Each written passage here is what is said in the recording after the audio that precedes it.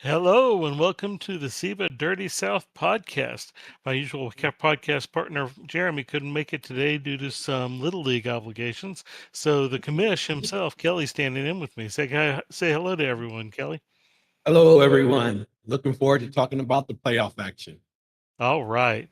Today's episode is all about the 2034 playoffs. The final standings are in. Just looking in the Western Conference, Los Angeles and Phoenix tied for the top seed. Tiebreaker goes to Los Angeles, apparently. Kansas City and Oklahoma round out the home court teams, with New Orleans continuing their rise in fifth and Houston in sixth, rounding out the teams that are in. That leaves four teams in the play in: seven seed Portland, eight seed San Diego, run by our technical buddy Soph running things on the pod here, nine Dallas, 10 Denver. As a quick recap, seven plays eight. Winner of that game is the seven seed. Nine plays 10. Loser of that game is eliminated. Loser of the 7-8 game plays the winner of the 9-10 game, and the winner of that game will be the 8 seed. What are your thoughts, Kelly, as you look at these standings? Uh, well, where do you want me to start? Do you want me to start with the play-in, or do you want me to start with the standings overall? Whatever moves you. Well, I'll start with the play-in because looking at that 7-8 game, that's going to be a really good game.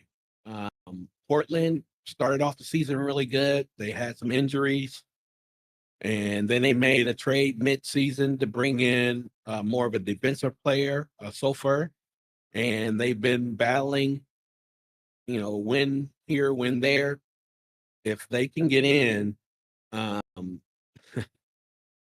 and win the game and get the 7 seed, they have Phoenix or LA waiting for them. So Exactly. it's a happy but sad medium.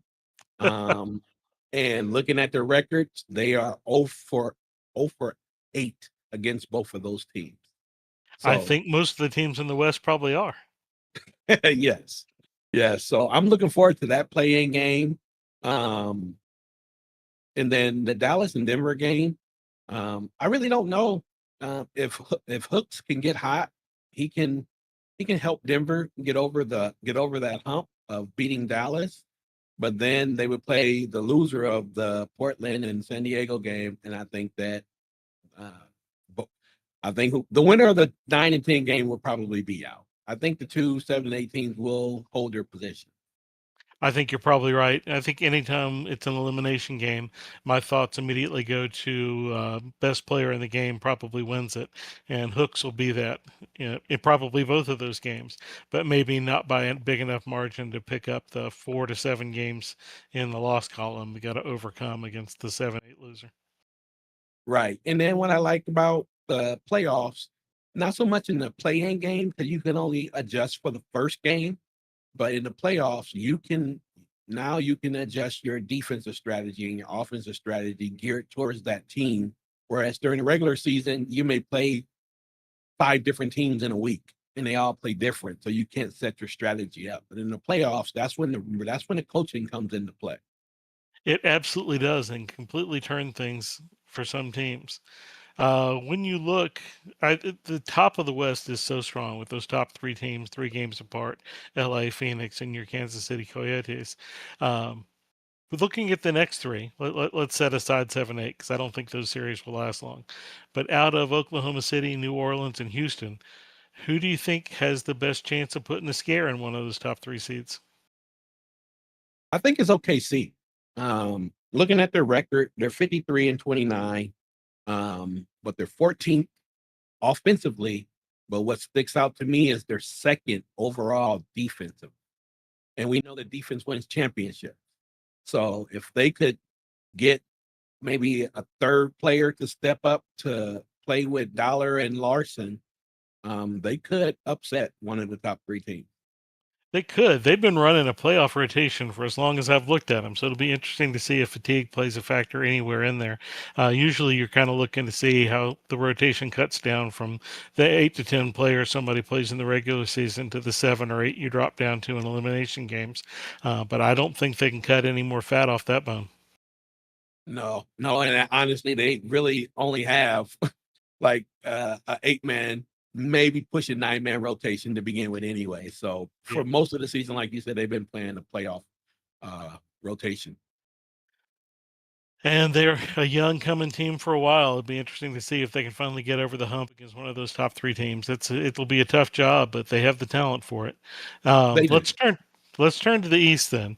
In the East, it's been a muddle, and the separation is not nearly as great. In fact, the difference between 1 and 6 is only 6 games in the loss column. So teams are much more evenly matched. I think it'll be much more jumbled. But we start off with the New York Metros returning to the top of the standings where we're used to seeing them with an incredibly strong second half of the season.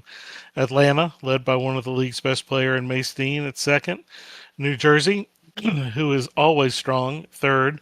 Montreal, fourth. Jacksonville, fifth. And Washington, sixth. That rounds out the teams that are in for sure. And then in the play in games, we'll see Indiana face Boston and Memphis face Milwaukee. How about here? What are your thoughts on this side, Kelly? Well, I think I like the play-in games. I was real surprised that both Memphis and Milwaukee dropped into the play-in. They both took a tumble at the end of the season. I know injuries played a big part in Memphis' tumble, but Milwaukee's tumble, I don't know what happened with the rotation or what. As we were talking off air, um, something may have happened with Ryan Ward because the GM is looking at trying to move him in the offseason. I don't know.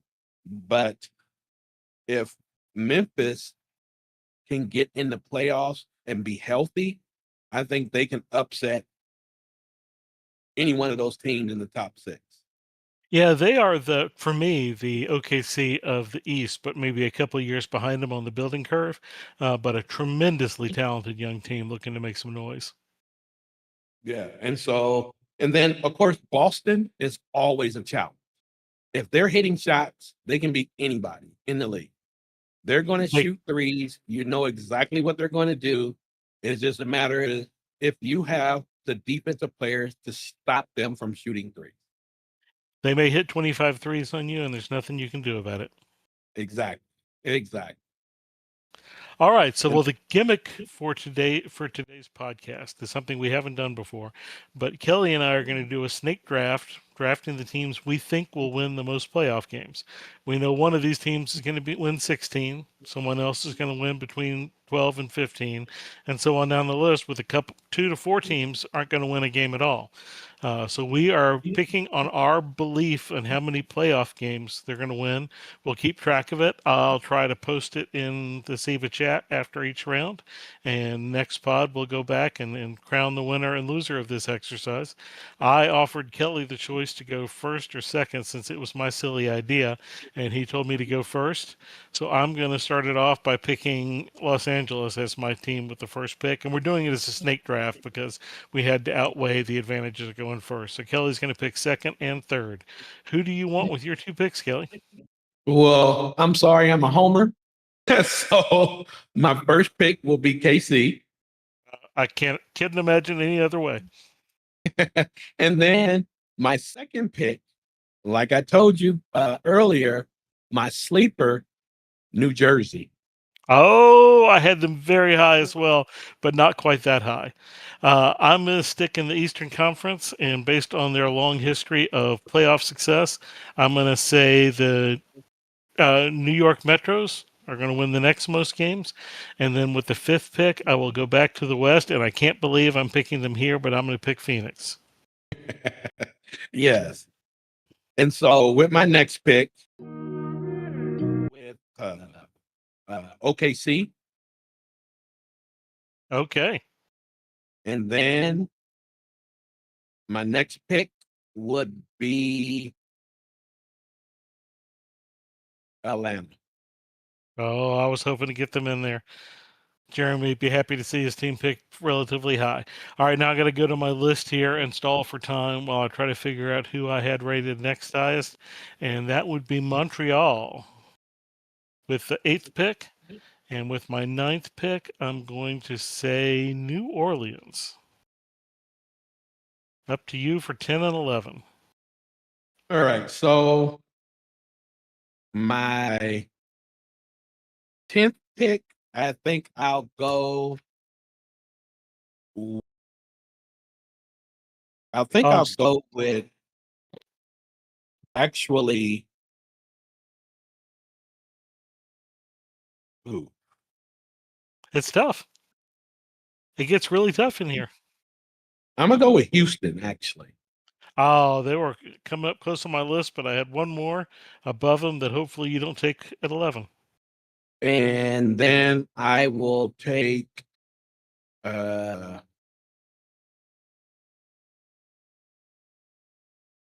ooh, I'll take Jacksonville. Okay. Jacksonville was my team that I was talking about at the beginning that I have lower than they deserve to be purely because of injury risk. I think it's going to be tough for them in the first round without Blake Moore, and I don't think he's back in time. That I leaves agree. me They play leaves me with Montreal. yep. Leaves me with 10, 12 and 13 where I'm going to pick Washington because Brian is always ready to go for the playoffs and Boston. And we'll hope the 3 drops for them and for me, which leaves it up to you at 14 and 15. And so I will take uh, San Diego, Oh, and I'm going to go out on a limb and take Memphis. okay. Our paths have greatly diverged, and that happily leaves me with Indiana at 15 and at 16 and at 17 that gives me Portland. And up to you for 18 and 19. Um, I'll take Dallas Okay. and Milwaukee. I was really hoping to get Milwaukee in there because they are always so good in the playoffs. And my math says that leaves me with Denver. So we're Correct. hopefully Joe and is ready and Hooks is ready, and it'll get me a win or two out of that last selection in the field. And just to recap really quickly, I started off with L.A., then Kelly picked KC and New Jersey, then I picked New York and Phoenix, and Kelly picked OKC and Atlanta, and then I picked Montreal and New Orleans. Kelly got Houston and Jacksonville. I got Washington and Boston. Kelly got San Diego and Memphis. I got Indiana, excuse me, and Portland. Kelly got Dallas and Milwaukee, and I closed it out with Denver. So do me right, Joe. I'm counting on you here. And with that, I think we are done with a quick playoff preview pod, and I will keep us up to date in SIBA chat and Discord with how the standings are going with our pools. So I got one quick question for you, man. Oh yeah. Before we go, which series are you most looking forward to? Oh my goodness, what a fantastic question. I wish I had asked that one. My heart always goes to 4 or 5 series in the start because we know they're going to happen. It's not speculative, and we know the teams are relatively evenly matched. And of those two, I think OKC versus New Orleans is going to be a barn burner and will showcase two incredibly different outlooks on how you build a team with those high draft picks with Oklahoma City versus the steady acquisition of quality SIBA players, regardless of their star ratings that New Orleans has done. And I think it's going to be fun. Yeah, and so for me, mine's is the 3-6 matchup in the East between New Jersey and Washington. Based off Oh, of what you said, Washington, Brian always has his team playing really well. But looking at the stats, he's the third best offense and the 27th best defense. Whereas oh New my. Jersey is 13 in offense and 15 in defense. But since the trade deadline, they're 19-6 after acquiring Sauer from Atlanta, which super boosted up their defense. So That's we a know what New great Jersey's going series. to And do. Go ahead. that's a great series and two of the best coaches in the league, I think. Yes, yes. And so we know what New Jersey's going to do. They're going to pound the ball inside. It matters if Washington can stop them with the 27 best defense. If they can't, then New Jersey will win that series. I can't wait to watch. Thanks everybody for listening. Thanks Kelley for joining me. Sorry we missed Jeremy. Hopefully the Little League gods are kinder to us in scheduling next time. And thanks as always to Soph for making us look good. Yes, thank you, Soph, as always, and see you guys next